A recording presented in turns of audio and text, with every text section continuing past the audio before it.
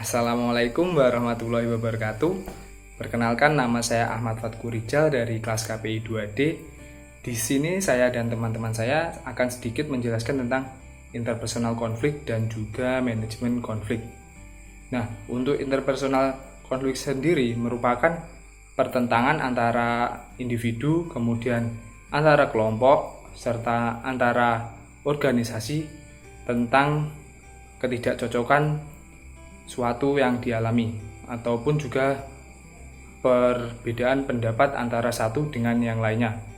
Nah, kemudian apa sih aspek-aspek interpersonal konflik itu?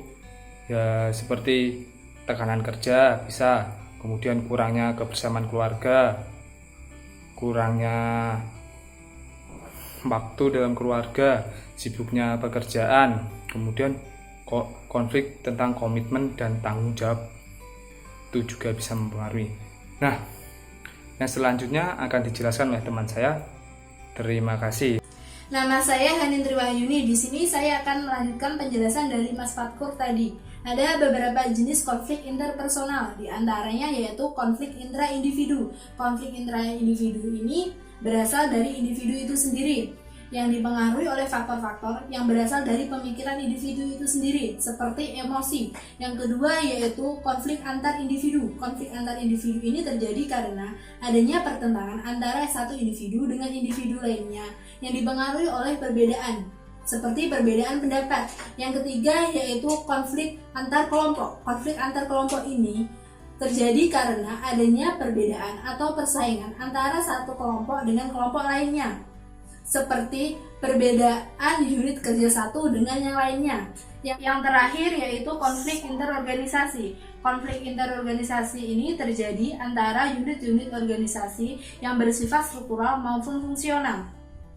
Ada beberapa faktor yang mempengaruhi konflik interpersonal, di antaranya yaitu komunikasi, struktur, variabel pribadi.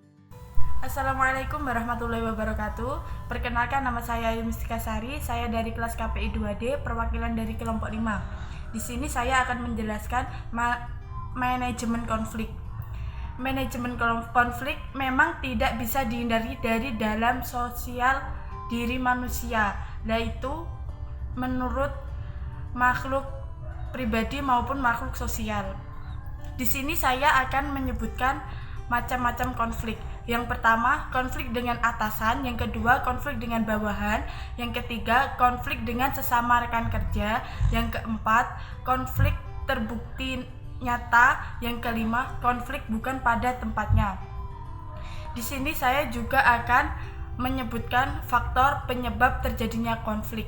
Yang pertama, salah pengertian atau salah paham. Yang kedua, perbedaan tujuan kerja. Dan yang ketiga, perebutan dan persaingan. Yang keempat, masalah wewenang dan tanggung jawab.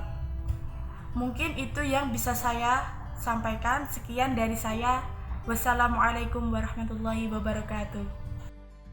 Assalamualaikum warahmatullahi wabarakatuh. Nama saya Dedang Prastiawan. Di sini saya akan melanjutkan materi dari teman saya Ayu Mustika Sari. Oke, langsung saja. Manajemen konflik. Manajemen konflik adalah pengelolaan berbagai konflik maupun pertentangan yang ada untuk mencapai suatu tujuan yang telah ditetapkan. Nah, tujuannya itu berupa akomodasi, dominasi, atau kemenangan suatu pihak. Selanjutnya adalah strategi manajemen konflik. Nomor 1, bersaing, merupakan pendekatan terhadap konflik yang berciri menang atau kalah.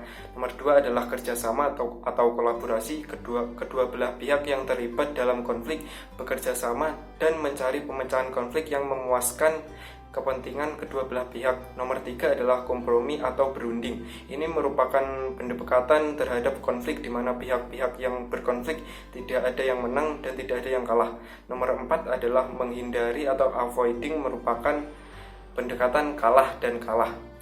Kedua belah pihak yang terlibat konflik memperjuangkan kepentingan masing-masing. Nomor 5 adalah menyesuaikan. Pendekatan ini terlibat dalam konflik merupakan dan mengesampingkan hal yang diinginkan sehingga pihak yang lain mendapatkan sepenuhnya hak yang diinginkan. Sekian presentasi dari kelompok saya. Jika ada kurang lebihnya mohon maaf. Wassalamualaikum warahmatullahi wabarakatuh.